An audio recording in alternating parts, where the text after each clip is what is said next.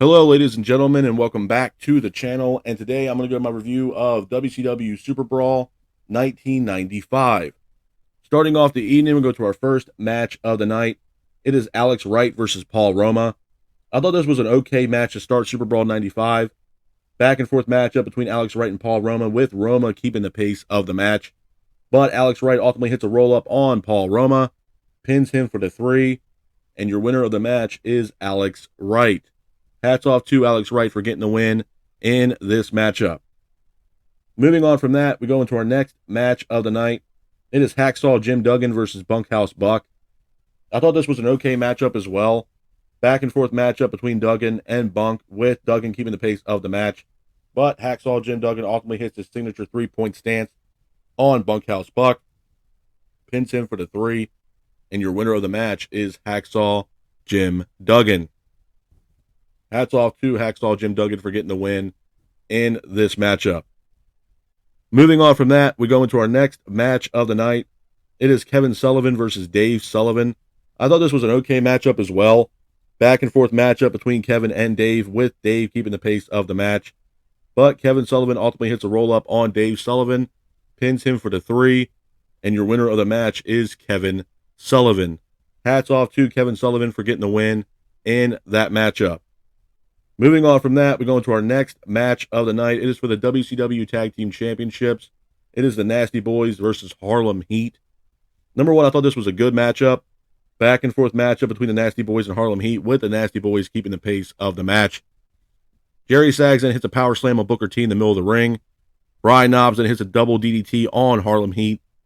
Sherry then goes to hit Knobbs with the heel, but she ended up missing and hitting Stevie Ray instead. Brian Knobbs then capitalizes on this, goes for the cover, pins for the 3, and your winners of the match are the Nasty Boys. After the match, though, referee reversed the call due to Jerry Sags throwing Booker T over the ropes, causing a disqualification, and your winners of the match by disqualification are Harlem Heat. Hats off to Harlem Heat for getting the win in this matchup. Moving on from that, we go into our next match of the night. It is the Natural Dustin Rhodes versus Blacktop Bully. I thought this was an okay matchup as well. Back and forth matchup between Rhodes and the Bully, with Rhodes keeping the pace of the match. Rhodes then hits a suplex on the Bully into the ring. Colonel Parker then holds the legs of Dustin Rhodes, allowing Bully to get the cover, pins for the 3, and your winner of the match is Blacktop Bully. Hats off to Blacktop Bully for getting the win in this matchup. Moving on from that, we go into our next match of the night. It's a tag team matchup. It is Avalanche and Bubba versus Randy Savage and Sting. I thought this was a good matchup. Back and forth matchup between both teams, with Randy Savage and Sting keeping the pace of the match. Sting then hits a splash on both Avalanche and Bubba. Randy then hits an elbow drop on Bubba as well off the top rope. Sting then hits a splash on Avalanche, pins for the 3. And your winners of the match are Macho Man Randy Savage and Sting. Hats off to Macho Man Randy Savage and Sting for getting the win in this matchup. Moving on from that, we go into our next match of the night. It is the main event of WCW Super Brawl 1995. It is Hulk Hogan versus Vader for the WCW World Heavyweight Championship. Number one, I thought this was a good matchup. Back and forth matchup between Hogan and Vader, with Hogan unloading strikes on Vader. Vader then unloads strikes of his own on Hogan. Hogan then lands chops on Vader that does absolutely nothing. Hogan then hits Vader with a chair shot on the outside. Vader then hits a devastating chokeslam on Hogan in the middle of the ring. Hogan then is hawking up. Hogan then hits a big boot as well as a leg drop on Vader. Vader then gets up, hits a Vader bomb on Hogan. Referee is down. Flair is sitting ringside. He ends up making his way into the ring, attacking Hogan. Hogan then hits a big boot on Flair. Vader then attacks Hogan. Randy Savage and Sting make their way down to the ring to save Hogan. And your winner of the match by disqualification is Hulk Hogan. Hats off to Hulk Hogan for getting the win in this matchup. A couple of things I'm going to say about WCW Super Brawl 95 before I get out of here, man. Number one, I'm not going to sit here and lie and say this was a great event. I'm not going to say that. I thought this event was lackluster in a lot of ways. Even the mid-card matches, I felt like they were not needed. To start things off, Kevin Sullivan versus Dave Sullivan. I am not a big fan of Kevin Sullivan. I know towards, I think mid 96, 97, I believe Kevin Sullivan was the main booker for WCW. As far as in-ring ability, I just feel like Kevin Sullivan didn't have it. And to me, maybe he was a better booker than he was a professional wrestler, in my honest opinion. But this match between both Kevin Sullivan and Dave Sullivan was not needed at all. I understand mid-card matches. It was just very lackluster. The Nasty Boys versus Harlem Heat was a solid matchup. And to be honest with you, having Sherry manage Harlem Heat just gave Harlem Heat a whole new life, in my honest opinion. I think Sherry, as far as being a manager and even a pro wrestler, I think is severely underrated. Her, being a manager, I mean, the amount of people and superstars that she's managed in professional wrestling is absolutely insane, from Harlem Heat to, hell, even Shawn Michaels. Avalanche and Bubba versus Randy Savage and Sting. It was an okay matchup. I mean, Avalanche and Bubba, they're kind of hand in hand. I mean, I felt like this was, I wouldn't say the end of Big Boss Man's career, but it wasn't as, I'm not going to say his career at this point was low, but it wasn't like he was really being highlighted as much as he was being the Big Boss Man in the early days of WWE. And it's kind of the same thing with Avalanche. I mean, a lot of people, remember Avalanche as Earthquake. And, Earthquake's run in WWE was a hell of a lot better than what it was in WCW, especially when, Avalanche was the Earthquake and Earthquake was teaming up with Typhoon as the Natural Disasters. They were a solid tag team in the early days of WWE. Dustin Rhodes versus Blacktop Bully. It was an okay matchup. What I thought was funny was, how they were highlighting Blacktop Bully as some kind of truck driver or something. I thought that was kind of funny, considering the fact that, Blacktop Bully, if I'm not mistaken, was actually Smash from Demolition when they were Axe and Smash in WWE.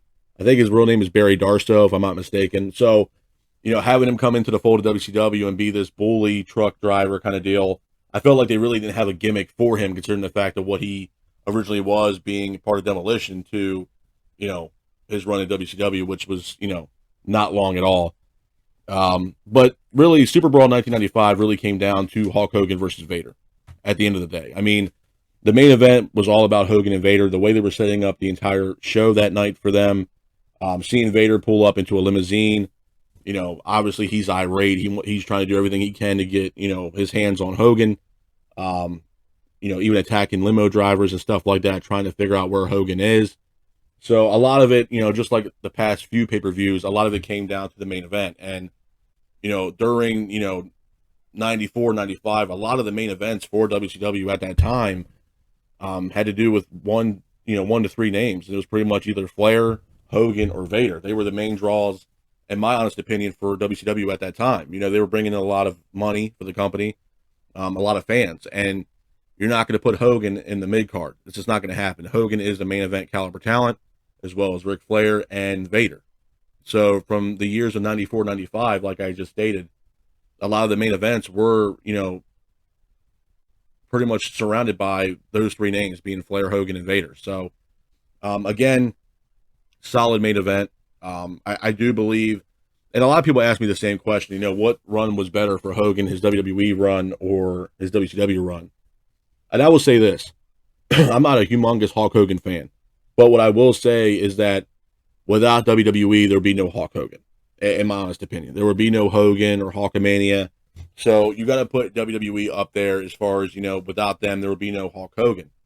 But what I will say, the more interesting, career path that he took was when he got into WCW, because majority of his career, up to, I think, probably, 96, 97, he was a babyface. Nobody ever thought in their wildest dreams that Hogan would turn heel, and he eventually did, joining, the likes of Scott Hall and Kevin Nash, and joining, creating the NWO, the New World Order. So seeing Hogan turn heel and have a fantastic heel run throughout his WCW run, with Hogan and Nash and, those guys from NWO, it really put Hogan in a whole different bracket as far as, credibility, star power, and what Hogan can still bring at the table at his age at that time. He was still putting on main event matches for WCW, like, he was 30, 20, 30 years old. So, you got to give Hogan a little bit of credit where credit's due, and knowing that, he reinvented his, character into this bad guy as Hollywood Hogan, and it really did work. It really did. And probably at a time that Hogan probably needed to do something, because I think a lot of people were getting tired of the same old say your prayers, eat your vitamins Hulk Hogan, and they wanted something a little bit different. You still have that even now in the common era of pro wrestling. I mean, you have Roman Reigns. I mean, Roman Reigns is the top dog for WWE right now. I mean, there's not anybody there that can touch Roman Reigns and what he's done. But for the longest time, when he was in the Shield, he was babyface Reigns. That's what he was. And a lot of people were begging Roman Reigns to turn heel, because a lot of people thought, well, in NXT, he was a heel before he got on the main roster. And it wasn't like his NXT run was that long. But once he turned heel, I mean, I think it completely elevated his career tenfold than what he would have been as a babyface. And it's the same thing, people think about John Cena. A lot of people were wondering when John Cena would ever turn heel, or if it would ever happen. I don't know. Do I think it will happen now? No, because I think John Cena is pretty much on his way out. He shows up when he wants, and there's no predominant storyline to put Cena in right now. But a lot of people said the same thing too with Cena. Of course, we got the same thing with Hogan. Being a babyface for so long and eventually turning heel with the helps of Kevin Nash and Scott Hall, which for Nash and Hall, it just comes organically for them those guys to be heels. To be honest with you, especially Razor Ramon or Scott Hall, because when he was in WWE, the original plan was for Scott Hall, Razor Ramon to be a heel, but he played a heel so well that, fans just gravitated towards Razor Ramon, and he became, the anti-hero, the anti-villain, and it just worked for Scott Hall, but I don't know, man. It was just, like I said, Super Brawl 95 was a solid event. If I had to give WCW Super Brawl 1995 a solid rating from a 1 out of 10, I'm probably going to have to give it maybe a 3 at best. And like I said, that's just me being generous. And the only reason why I'm giving them, Super Brawl 95 a 3 is because the main event between Hogan and Vader. That's the only reason why I'm giving WCW Super Brawl 1995 a solid rating of a 3 at best. But this is my review of WCW Super Brawl 1995. I hope you guys are out there staying safe. Be careful, and remember, stay classic. Peace.